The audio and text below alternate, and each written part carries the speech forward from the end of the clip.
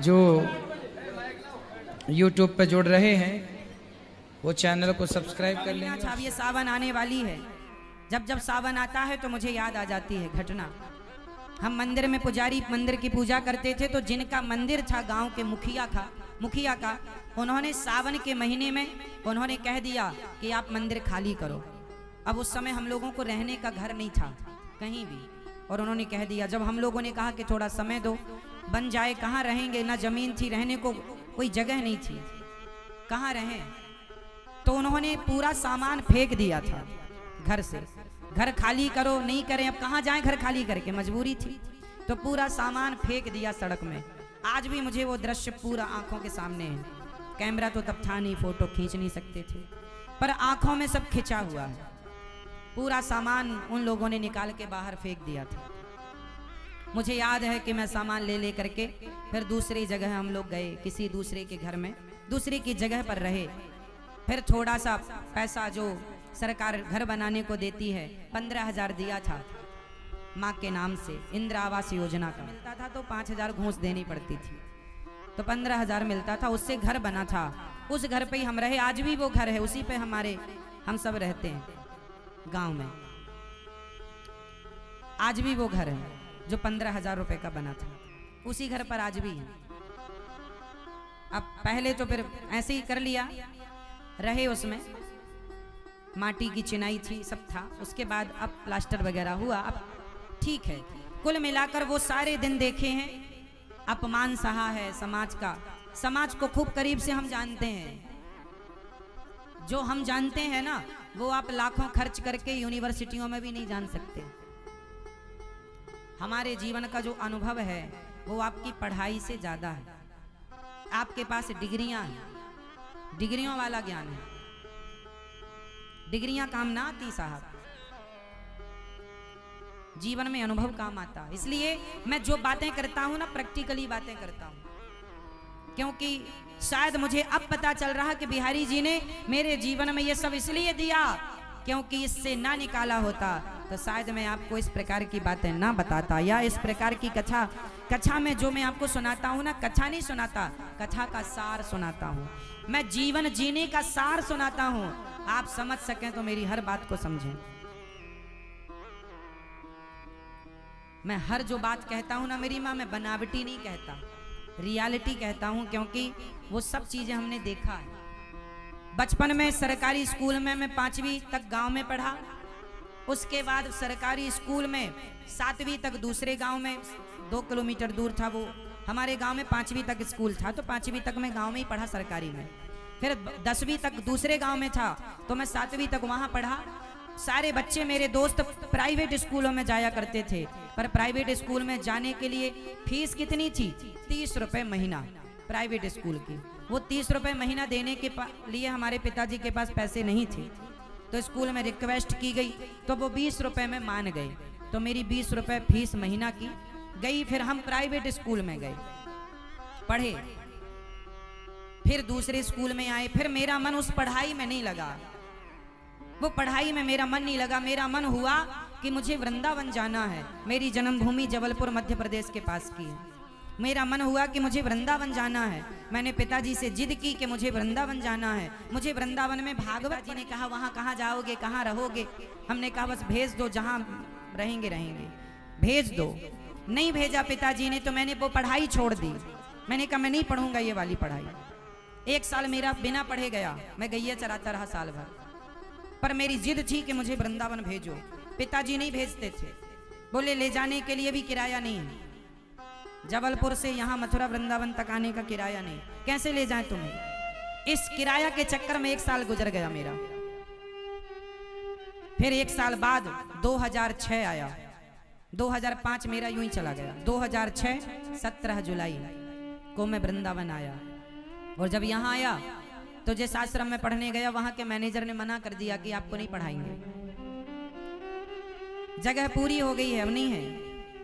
तो फिर वापस जाने लगे, तो सोचे कि वापस जा ही रहे हैं, चलो एक बार बिहारी जी का दर्शन करें आवे। तो मैं बिहारी जी के पास गया, और मैंने बिहारी जी से तब मैंने एक बात कही थी, बिहारी जी, पहली बार देखा था बिहारी जी को, पहली बार वृंदावन आया, पहली बार देखा। उस समय मेरी उम्र थी 16 वर्ष कंप्लीट, 17 लगभग 17 16 पूरा हो चुका, 16 वर्ष का था मैं। बिहारी जी का पहली बार दर्शन किया। बस बिहारी जी से यही कहा कि हे प्रभु, इतना बड़ा आपका वृंदावन है, इतने लोग रहते हैं, जहां सब लोग जूता उतारते होंगे, हम वहां रह लेंगे, पर अपने से दूर ना कीजिए। बस ये कहा था।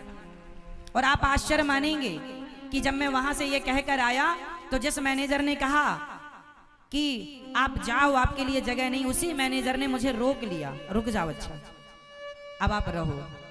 बस वो दिन था कि मैं समझ गया कि बिहारी जी सुनते हैं। मैंने वहां कहा, यहां बिहारी जी ने इसको कह दिया, ये देखो सुन लिया। कहने का अर्थ, लोग कहते हैं ना कि भगवान सुनते नहीं हैं, ना साहब, तुम्हारे हृदय में सच्चा प्रेम, सच्ची भावना, तुम सच्चे तो बनो, तुम सच्चे तो बनो।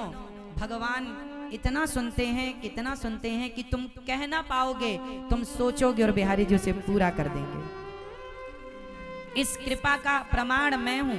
कोई मेरे से पूछे कि बिहारी जी की कृपा क्या है, कोई मेरे से पूछे तो मैं खुद इस बात का गवाह हूं, गवाही देने के लिए बैठा हूं। मेरे से बड़ा गवाह कोई ना होगा।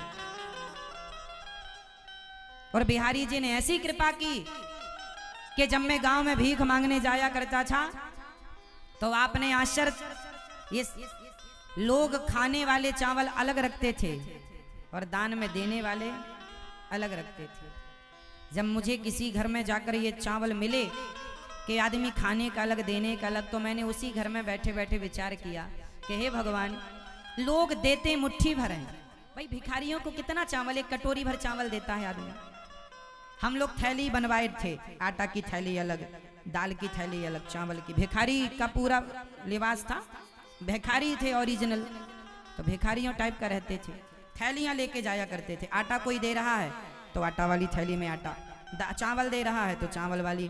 तो एक घर गए तो वहां ना चावल बिल्कुल अजब थे।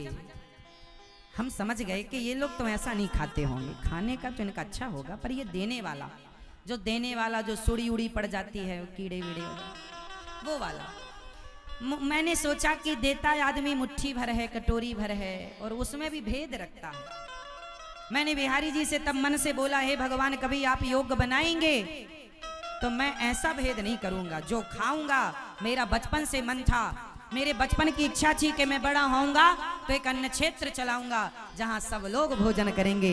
मुझे भोजन करने में मजा नहीं आता, भोजन कराने में बड़ा अच्छा लगता है। जब आप भोजन करते हैं, मैं आपको भोजन करते हुए देखता हूं, बड़ी तसल्ली होती है कि चलो आप भोजन कर रहे हैं। मुझे खाने में मजा नहीं आता, खाने का, पहले खाने की बड़ी इच्छा थी, मैं जलेबियां बहुत खाता था, लेकिन जब खाता था तब थी ही नहीं, और जब तक आई तब तक इच्छाएं खत्म। पहले बहुत इच्छाएं हुआ करती थी मीठा खाने की, खूब लड्डू जलेबी खूब खाने की, पर कहाँ नसीब थे। एक बार मैं स्कूल से लौटा, 7वीं क्लास, समोसे की दुकान में बैठ गया। समोसा वाले ने, मेरे पास 1 रुपए था और 1.5 रुपए का समोसा आता था। मैंने कहा भैया 1 रुपए दे दो, 1 रुपए का। उसने नहीं दिया साहब, दिया तो नहीं, उसने मुझे मार लगाई और धक्का में निकल जाए यहां से। वो समोसा वाला बाद में फिर मेरा चेला बना, बाद में मैंने फिर उसे गुरु मंत्र दिया।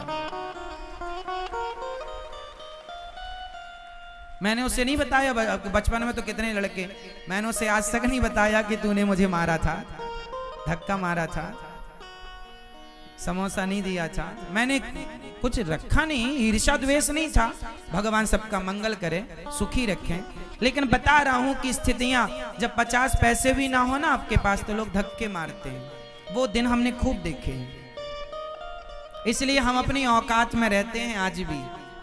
हमने आज तक अपनी औकात नहीं भूली, इसलिए हम घमंड नहीं करते किसी बात का, क्योंकि घमंड करने की इजाजत हमारे को नहीं है। हमारी औकात हमें पता है। जो अपनी औकात भूल जाते हैं ना, वो अभिमान में डूब जाते हैं। हमें तो ईश्वर ने जो दिया है वो सेवा के लिए दिया है, कोई हमारे बाप का नहीं है।